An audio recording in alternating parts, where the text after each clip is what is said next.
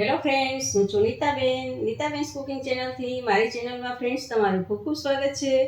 આજે હું તમારી સાથે શેર કરવાની છું મુઠિયા ઢોકળા.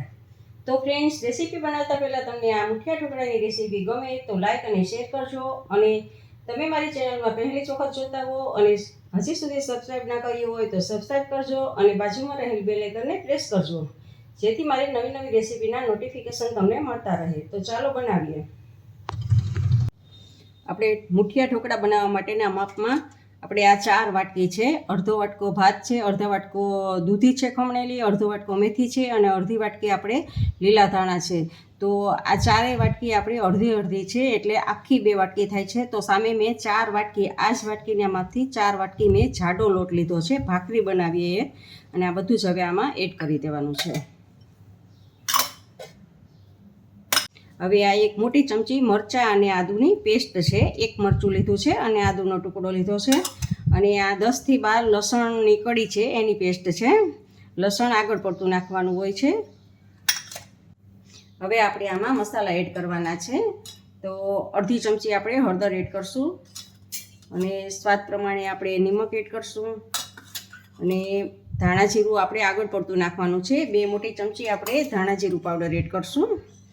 અને લીલું મરચું નાખેલું છે, એટલે હવે આપણે કાશ્મીરી મરચું, એટલે બહુ તીખાશ ના આવે, અને કાશ્મીરી મરચું આપણે અડધી ચમચી એડ કરશું. અને થોડોક ગરમ મસાલો એડ કરશું અને થોડુંક એવું સોડા એડ કરશું. અને સોડાની ઉપર આપણે લીંબુ, જેથી સોડા એક્ટિવ થઈ જાય. લીંબુ નાખેલ છે તેથી 1 ચમચી આપણે ખાંડ એડ કરશું એમાં. અને 2 મોટી ચમચી આપણે તેલ એડ કરશું મોણ માટે. 3 ચમચી નાખશું, 1 ચમચી હજી નાખી દઈ. આ 3 ચમચી આપણે તેલ એડ કરશું અને સારી રીતે બધું મિક્સ કરી દઈશું, લોટમાં ભેળવી દઈશું. હવે આપણે આ અડધી વાટકી દહીં એડ કરશું અને દહીંને પણ સારી રીતે મિક્સ કરી દઈશું. દહીં નાખવાથી એકદમ પોલા થશે આપણા ઢોકળા. અને હવે થોડું થોડું પાણી એડ કરી અને આપણે કઠણ લોટ બાંધવાનો છે. ઢીલો જરા પણ બાંધવાનો નથી.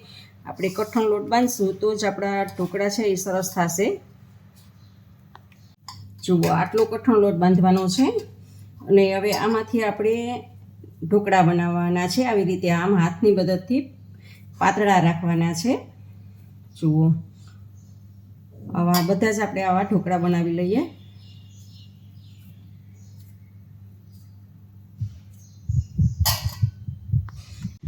આપણા ઢોકળા બધા જ જો આવી રીતે મેં વાળી લીધા છે. હવે આપણે ગેસ ઉપર એક સ્ટીમરમાં પાણી ગરમ થવા મૂકેલું હતું. એમાં જે લીંબુ નીચોવેલું હતું એનું છોતરું પણ એમાં હતું, કારણ કે આપણા ક્ષારવાળા પાણી હોય છે તો નીચે વાસણ આપણું બગડી ના જાય, ક્ષાર એટલું લાગી ના જાય, એટલા માટે એ છોતરું જવા દેવાનું નથી. અને એની ઉપર આ કાણાવાળું ચીબું મૂકવાનું છે.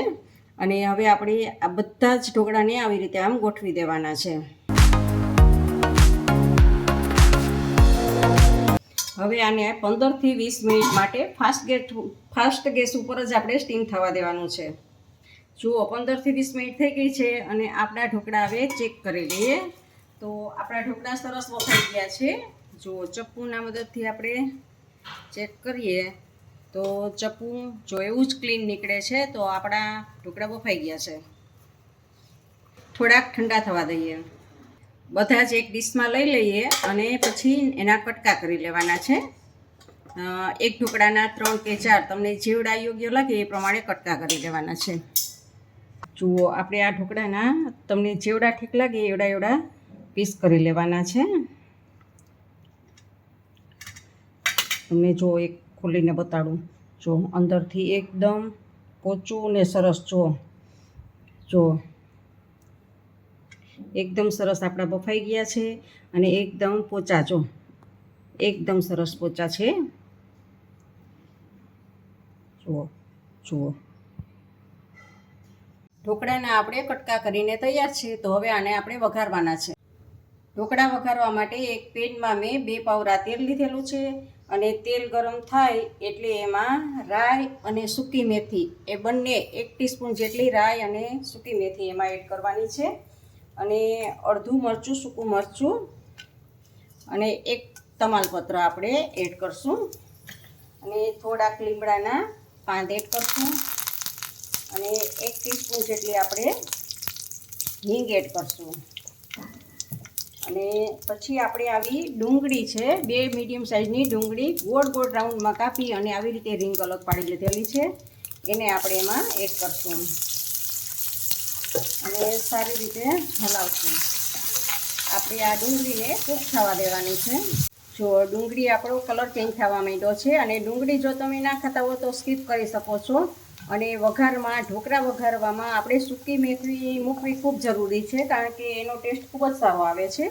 અને હવે આપણે એમાં ઢોકળા એડ કરી દેવાના છે. જે આપણે પીસ કરેલા છે એ ઢોકળાને એમાં એડ કરી દઈશું અને સારી રીતે બધું જ મિક્સ કરી દઈશું. આવી રીતે મિક્સ કરવાનું છે એટલે સારું બધું જ મિક્સ થઈ જાય. હવે ઉપરથી આ સફેદ તલ છે 1 મોટી ચમચી, એ ચમચીને એ તેલને આપણે એડ કરવાના છે અને થોડાક આપણે લીલા ધાણા એડ કરશું અને પાછું થોડીક વાર આપણે હલાવીએ. તો ફ્રેન્ડ્સ, હવે જો આપણા મુઠિયા ઢોકળા તૈયાર છે, એકદમ સરસ ચટાકેદાર બન્યા છે અને જોતાં જ ખાવાનું મન થઈ જાય એવા આપણા ઢોકળા તૈયાર છે. તો ગેસને આપણે ઓફ કરી દઈએ. તો હવે આપણે આને એક સર્વિંગ ડીશમાં લઈએ. આની ઉપર આપણે થોડીક સેવ, ઝીણી સેવથી ગાર્નિશિંગ કરશું